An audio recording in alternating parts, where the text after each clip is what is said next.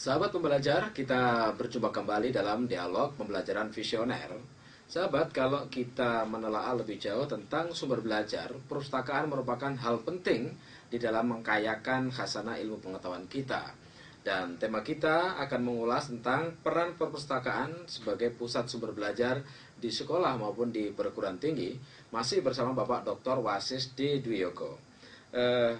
Selamat semangat pagi, Pak Wasis. Semangat pagi, Mas Darman. Ya, kita kali ini membahas dalam satu sisi lain tentang sumber belajar terfokus pada perpustakaan. Ya. Kalau kita melihat perpustakaan-perpustakaan di sekolah-sekolah kita, biasanya kan letaknya di samping WC dan di tempat-tempat yang kurang strategis, dan yang jaga adalah guru yang dirasa ngajarnya kurang enak di kelas, akhirnya ditempatkan menjadi di perpustakaan, ya itu. Di perpustakaan. Jadi kalau ada pengunjung syukur, nggak ada pengunjung ya nganggur. Nah, ini paradigma ini kan, kalau kita mengatakan bahwa perpustakaan sebagai pusat sumber belajar, tentu harus ada paradigma baru yang harus dibangun. Nah, paradigma seperti apa yang harus dimiliki oleh sekolah kita, Pak? Kaitannya perpustakaan.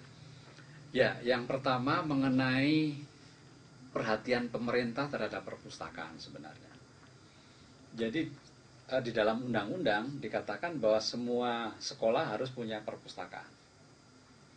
Semua sekolah dari SD sampai SMA, apalagi perguruan tinggi.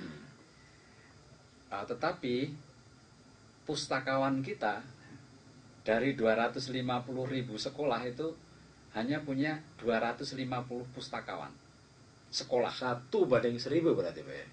1 banding, kan 250.000 ya, hanya 1 banding 1000 ya.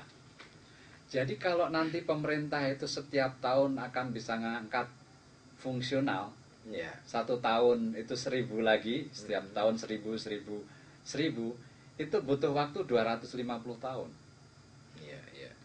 Sayangnya kebijakan pemerintah mengenai zero growth itu tidak memungkinkan, karena tenaga perpustakaan yang ada di sekolah nggak ada yang pensiun, jadi tidak akan diganti gitu. Jadi sekolah-sekolah kita itu sebenarnya juga belum sekolah standar. Nah, sekarang saya ingin mengatakan bahwa di era yang sekarang ini perpustakaan itu menjadi sangat penting, karena perpustakaan itu menjadi pusat sumber belajar. Ibaratnya kalau ini sebuah musik orkestra gitu ya. Jadi musik orkestra itu ada di perpustakaan. Lalu dirijennya itu adalah tenaga pustakawan itu. Jadi dia yang akan mengatur sumber-sumber belajar, baik sumber belajar cetak, audiovisual, pokoknya yang digital.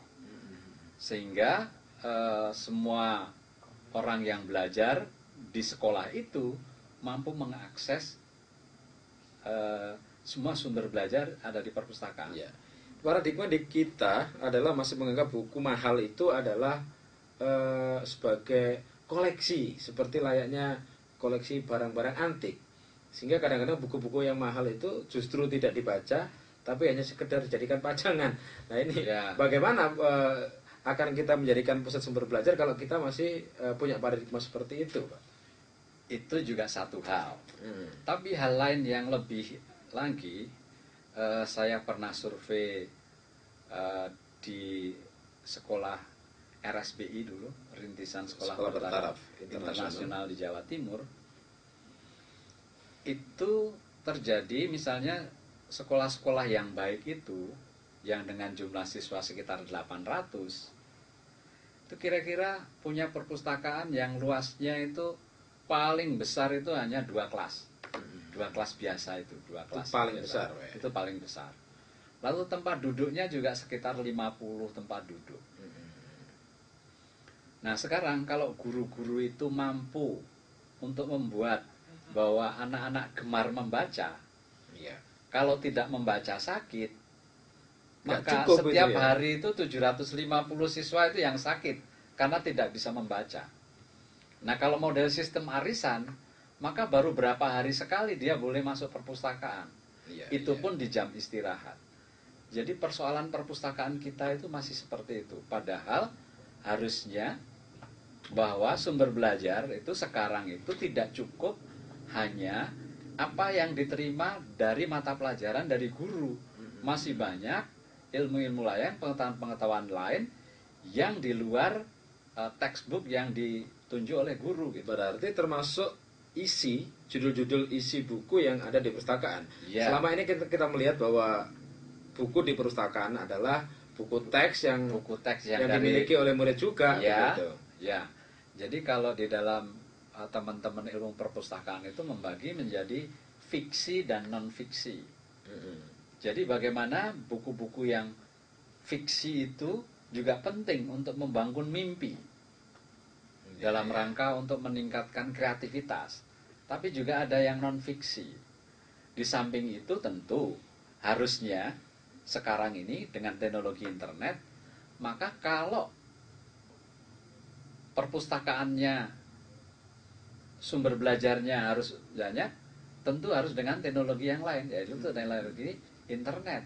Mungkin di sekolah itu ada perpustakaan digital lah gitu.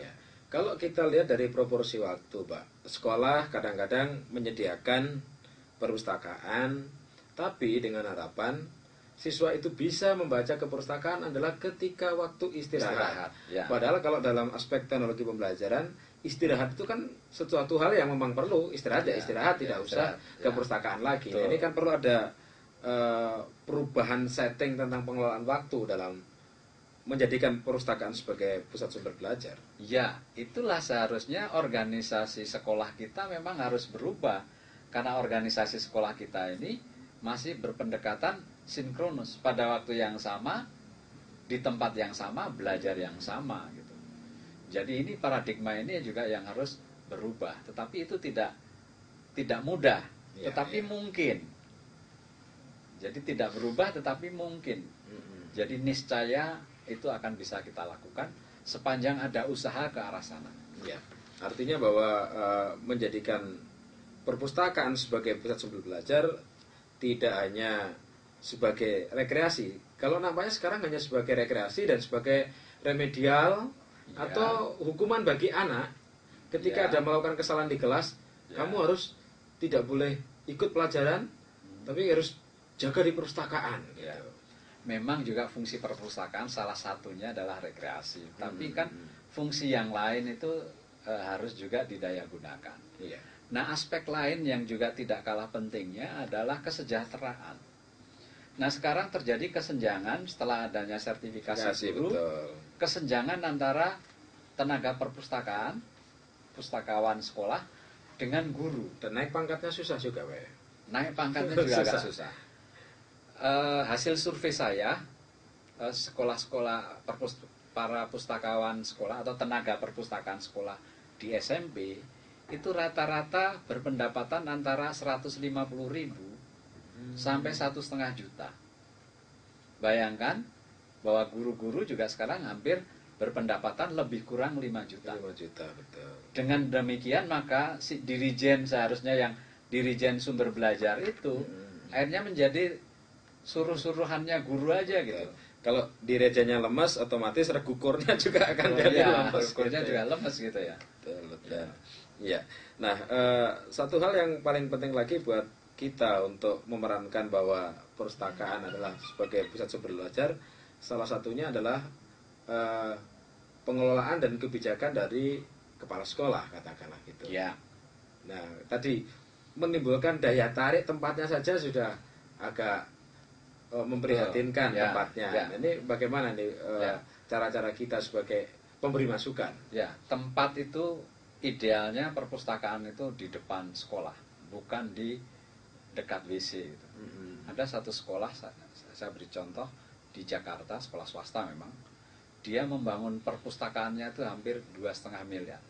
Siapa kepala sekolah yang berani menginvestasikan yang seperti ini gitu. Nah, biasanya perpustakaan itu tidak dikedepankan, tetapi justru di belakang. Nah, saya kira paradigma berpikir kepala sekolah ini yang harus diubah. Artinya wajah sekolah adalah wajah kepala sekolah. Baik, terima kasih Pak Wasis. Pemirsa, itulah perbincangan kita tentang peran perpustakaan sebagai pusat sumber belajar bersama Bapak Dr. Wasis Dwiyogo. Semangat pagi dan sampai jumpa di lain kesempatan dalam program Dialog Pembelajaran Visioner.